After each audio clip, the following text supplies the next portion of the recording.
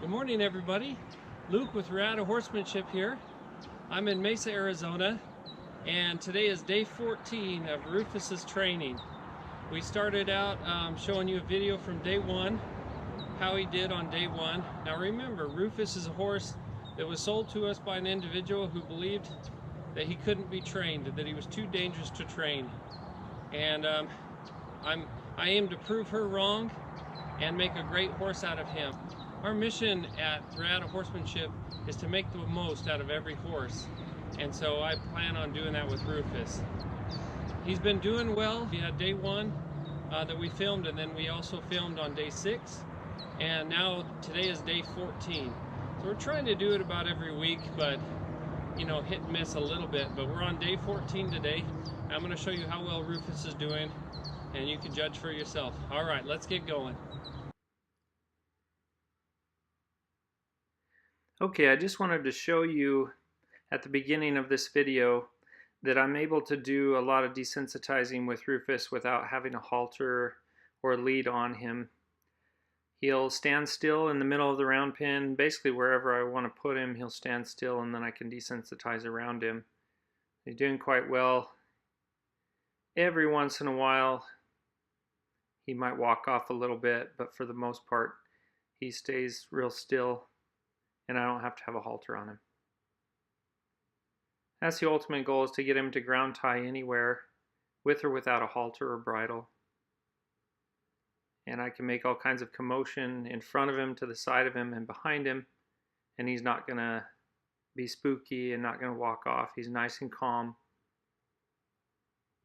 I'm using a stick and string right now to desensitize him.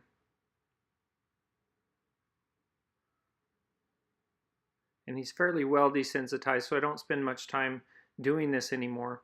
I just want to show you how well he's doing.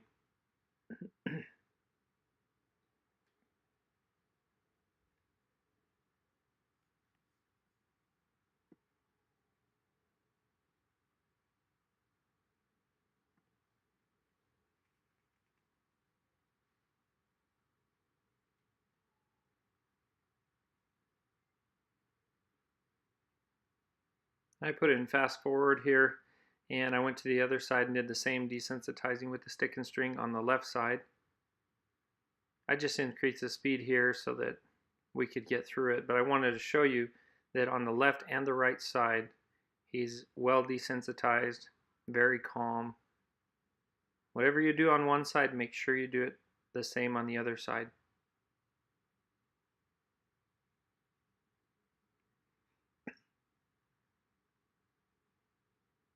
And now I get a little bit closer to him with my hand on him, and I'm swinging the stick and string and desensitizing while touching him with the other hand.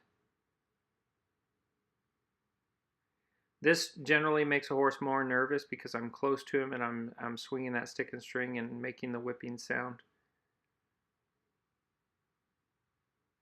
So it's just another level of desensitizing. I desensitize first from a little bit of a distance so that he can't strike me or kick me. And once I know he's calm and can tolerate it, then I desensitize real close to him.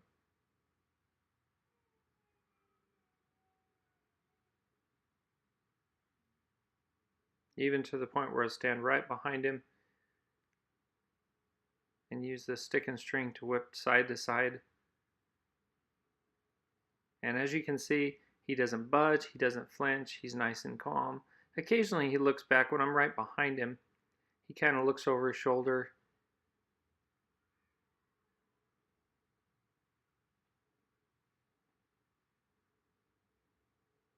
And now I'm doing the same thing. I'm desensitizing, but it's with a large plastic bag. And I think I desensitized him with this prior to this video, maybe on day 6. But now I don't have a halter or lead on him. And I'm just desensitizing with the bag, and as you can see, he's quite calm and collected. He's not frightened of the bag. And this is a very large, scary sounding plastic bag. It's a little bit lighter than a tarp, so it's easier to handle for me, but it's just as frightening, if not more frightening, because it makes a lot of noise.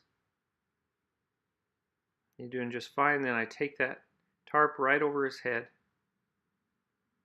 I don't have a halter on him, just want to remind you that. And I was able to pull that tarp or that plastic bag over the top of his head, and he didn't budge. And then of course I take it straight behind him and do this desensitizing behind him. Keep in mind, this is not for novices. This is not for a horse that you don't know how he's going to react. If you get this close to a horse and you wave a plastic bag behind him and he's not ready for it, he could most likely kick you and really hurt you. So do not do this unless you've prepared him well for a number of days with other desensitizing and far enough away that you can't get kicked or struck.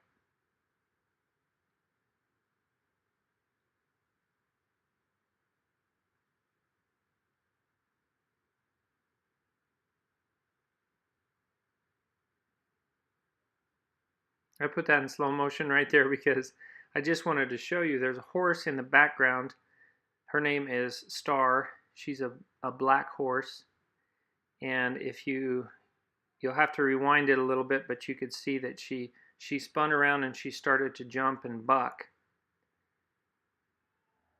And I wanted to show that, and I wanted to point that out because Rufus doesn't have a halter on, doesn't have a lead on, and he just stood there.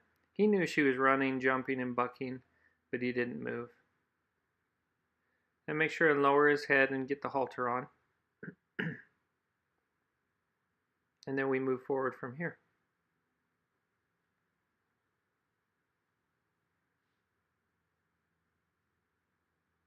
In future videos with him, I won't show too much more desensitizing, maybe a little bit if it's a higher level, but that's pretty close to as high level of desensitizing as I get in standing still.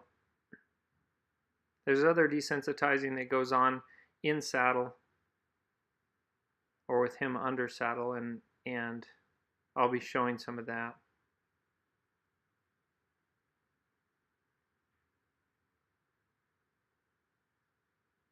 I'm rubbing and patting him all over his body just to make sure that I get all the flinch out of him. I'm doing a little lateral flexion.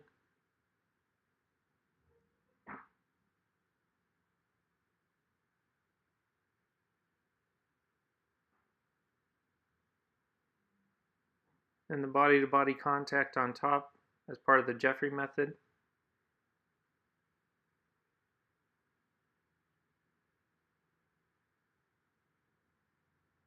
Now, I'm to the point right here where after I'm lying on top of him and rubbing his belly and rubbing all the sensitive areas, then I'm sliding off directly behind him. I don't slide off directly behind him initially because that will frighten him and I could get kicked or he might run. So initially, when I first start sliding off of him during the Jeffrey method like I'm doing here, I'll slide off to the side and then I'll move towards the rear end and eventually slide off behind. Here we're going to go ahead and saddle him.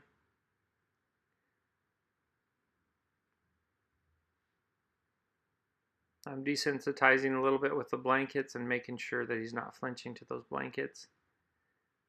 Keep in mind, I'm always preparing the horse because safety is my #1 priority, and so preparation is the key to having a safe horse. Well, you have to prepare a horse by desensitizing before you make any quick movements, before you put something on them. Make sure that they're prepared for that so that you don't have a negative reaction. Every time you have a positive reaction to whatever you're doing, it helps that horse progress forward and become a better and safer horse.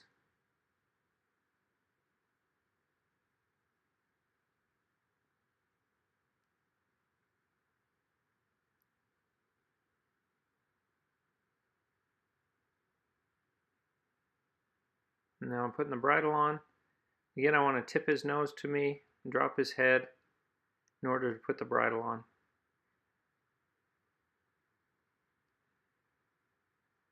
I'll always stress that you want to do this because horses get in a bad habit of throwing their head high in the air when you're either trying to put the bridle on or trying to take the bridle off. And you want to avoid that behavior. You want to teach them to not behave that way because that makes it extremely challenging to bridle them or to take the bridle off.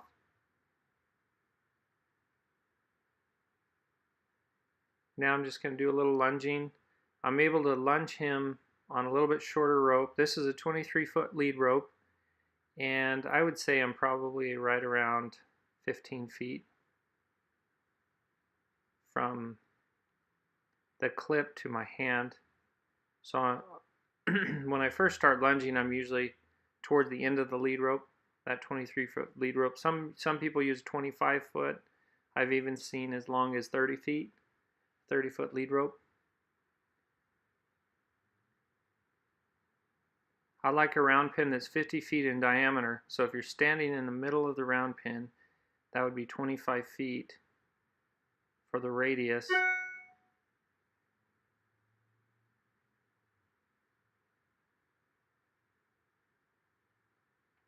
So if you have a lead rope any longer than 25 feet, you're probably going to be, it's probably a little bit too long for a 50-foot round pin. After I lunged him, I'm just desensitizing a little bit.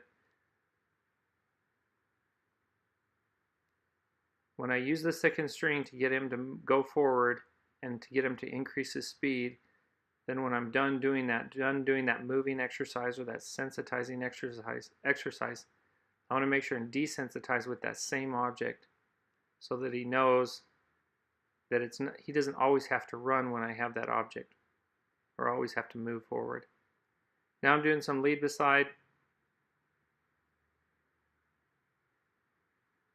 A lot of this is similar stuff that I showed on day 6. I just want to show his progression. He's softer through his face, his poll, his neck. He's calmer. He's more appropriately reactive. And I'm showing here how I can get him to back away from me with just the wiggling of a rope.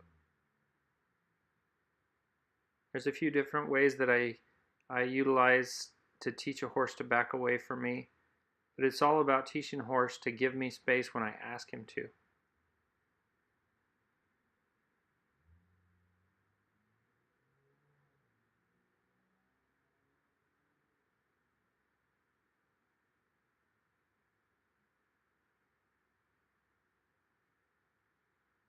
Now this is a very large and scary tarp. This is another advanced level of desensitizing. I just want to show you how he is. Most horses would be very, very frightened of something like this. Any of these tarps or plastic bags, they're very frightened of. So I want them to get used to them to the point where they'll just stand still when I'm waving that tarp, no matter how hard I wave it, no matter how much I wave it, how fast I wave it. I want them to stand still. And then again, I'm pulling this tarp right over the top of him. Now I do have the halter and lead rope on now, but I'm not holding it. It's just laying on the ground, so he's kind of ground tied there. And I'm pulling that tarp all the way over.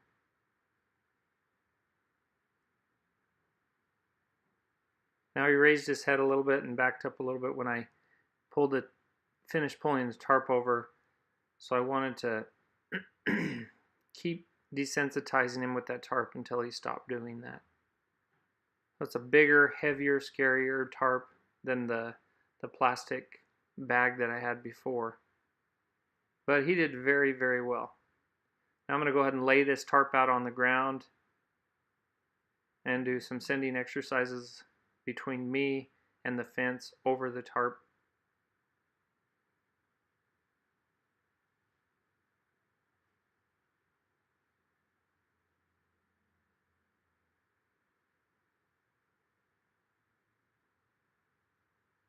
On day 1, when we started working with Rufus, he was quite frightened of objects like this. On day 6, he was improving significantly. And by day 14, I really have no concerns as far as the desensitizing goes, and I feel like there's not a whole lot that would scare him.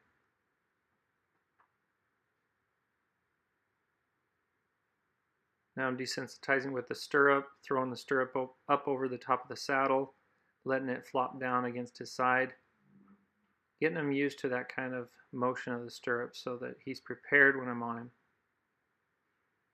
And as you notice, I left that tarp on the ground. Sometimes I'll do that just to see how they react and how well they'll move across that tarp when they're under saddle. I'm yielding the hindquarters.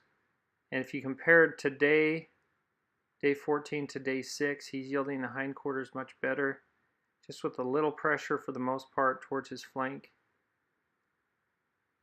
He'll yield the hindquarters, and he's stepping in front with that inside leg. So the left hind is stepping in front of the right hind. Now I move the forequarters a little bit, and I'm working on some stopping and some backing up and moving the forequarters across.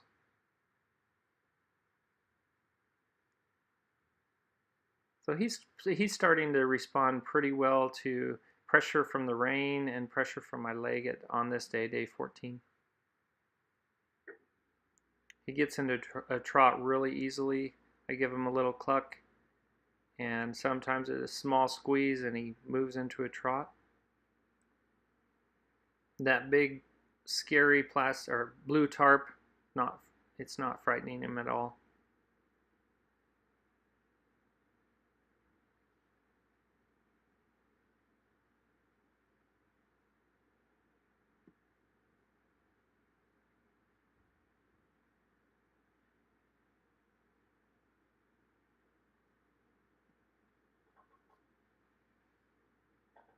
I'm doing some one rein stops. So I actually stop him to the inside of the round pin with one rein, and I'll hold that until he gives to me laterally and then stops. And then I'm moving into a canter. Now he's been cantering for a few days now. Day 6 I hadn't gotten him into a canter yet. It was about day 7. I might have done it a little bit, and day 8 he started to get more comfortable with it. And now he's very comfortable with the canter.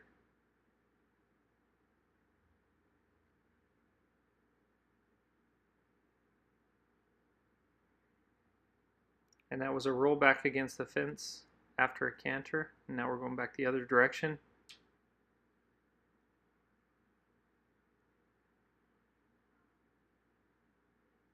Old Rufus, the dangerous and untrainable horse.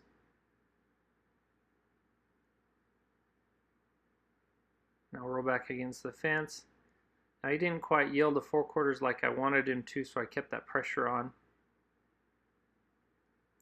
until he came across with his forequarters.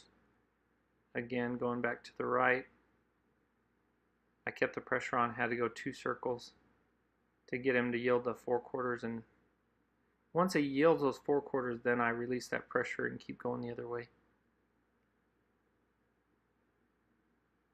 And that took me 3 circles to get him to do it. So sometimes he'll do it right away, sometimes it takes a few circles. There's 3 right there. We're going into the 4th, going into the 5th, and he moved across, so I released. You have to be really patient when you're training horses, especially under saddle. There's a couple times when I did a roll back against the fence and he moved the forequarters across and did just fine, and then there was a couple times where I had to go 3 times around and once 5 times to get him to finally yield those forequarters and move across like I want him to. What he's doing is just basically yielding his hindquarters when I'm asking him to yield his forequarters. Once I finally get him to move those forequarters across, then I release that pressure and send him back the other way.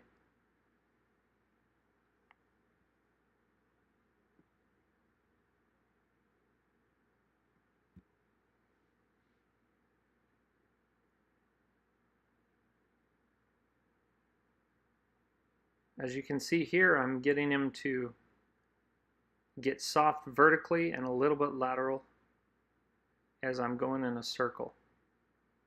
So I'm kind of like going left here, and I'm asking him to give to me vertically and get soft vertically. When I feel him get soft, I release that pressure. And that's bending at the poll and dropping the neck a little bit. Now he's not neck reining real good yet. Most of it is plow reining and a snaffle bit. That's very typical. In the professional world, in the professional reining and cow horse association, most horses will go a full year in a snaffle bit. So this is just 14 days in a snaffle bit, and he's doing quite well. Responding well to the bit, responding well to releasing the pressure that I give to him. I'm giving pressure and then he releases to it, and then I release the pressure. His stop wasn't real good there, but I sat and stopped him, and now we're backing up. There's another stop. Now one of Rufus's challenges is that when I ask him to back up, he does get a little bit irritated with a bit, I would say, and so it's something we're working on, so that he gives to that bit, the pressure in the bit, and backs up without throwing his head. That's probably his biggest weakness right now. This is more desensitizing under saddle, and I've just got a long rope and dragging that plastic bag behind him. I'll repeat again and again that this has to be done on the ground first. I never try this in saddle first. I do it on the ground, make sure that he can handle dragging that tarp behind him or that plastic bag behind him. And once he's good with that, then I'll do it under saddle. I switch sides, and now I'm on the left side with his left eye looking at the object, looking at the large plastic bag. I start with the bag far away, and then I bring it closer and closer until I have it up above him in my hands, shaking above. And now I switch to the other side and let that rope come behind his bottom, behind his legs. And so the rope is on his left side, but the tarp is in his right eye. And this generally is more frightening for horses than the first way, where the rope and tarp are on the same side. He feels that rope go behind his legs and can see the tarp on the other side. It can frighten him initially, but he's doing very, very well. This was a spooky, skittish horse who's dragging a tarp and not flinching one bit. Even when I pull the tarp up towards his head, I throw it towards the front of him, no problem, no flinch. I don't feel like I'm in any danger in this situation because of how well he's responding to the tarp.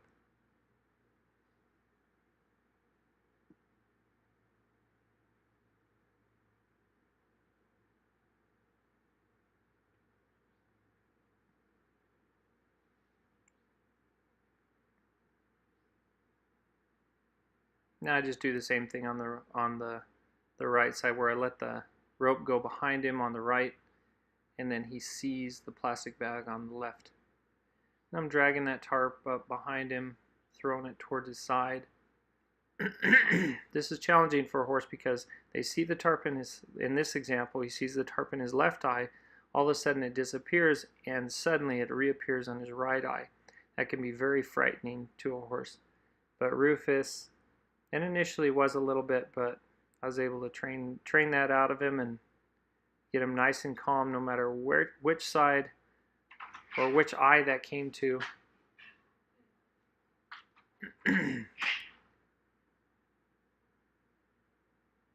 he's able to tolerate it without spooking or having a bad reaction to it.